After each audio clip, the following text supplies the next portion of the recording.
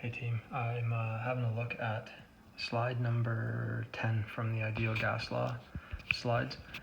This is one where you're using the molar mass of a gas to identify that gas. So it gives us some info here. It gives us the mass of the sample. It gives us the volume, the pressure, and the temperature. So we know we're going to be using PV equals nRT. We have been given the pressure, that's 324 kPa. We've been given the volume, which is 30 liters. We do not have the moles. We always have R. It's 8.31 kPa times liters all over moles times Kelvin. And we have the temperature, which is 27 degrees Celsius. And remember, we have to convert that to Kelvin. So we add 273 to it. So that gives us an even 300 if my math is correct. So we're going to isolate for N. So that's going to give me PV over RT. So I can substitute in now and solve for the moles. In this case, it's going to force me to go 324 kPa times 30 liters, and that's going, sorry, I'm running out of room here. It's going to be over 8.31 kPa times liters all over moles times Kelvin, and 300 Kelvin. And that's going to be equal to my number of moles. So just before we do that, I will point out that kPa and kPa cancel out, liters and liters, and then you're going to be times in Kelvin, times a fraction with Kelvin in the bottom. So Kelvin cancels, we're left with moles, which is exactly what we want.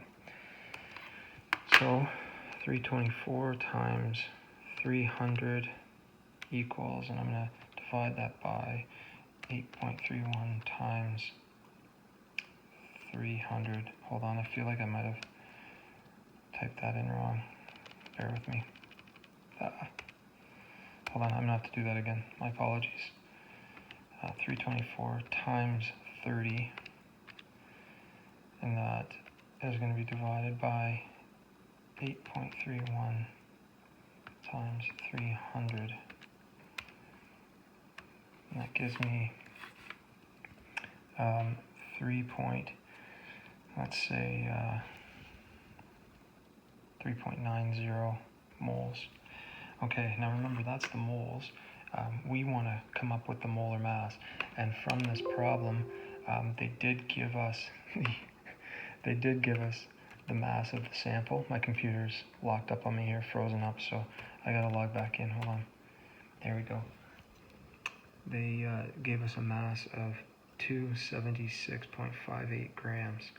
Now there's a hint here. It says the molar mass of a substance has the units grams over moles. We've talked about this before. That tells you the formula. If you want to calculate the molar mass, it's going to be the mass divided by the moles. So the molar mass here is going to be our mass divided by the number of moles we just calculated, 3.90 moles. So 276.58 divided by 3.9, I get 70.92 grams per mole. Now if you go to your periodic table, you'll find that there isn't an element with molar mass of 70.9 grams per mole, but of course this does tell us it's a diatomic element.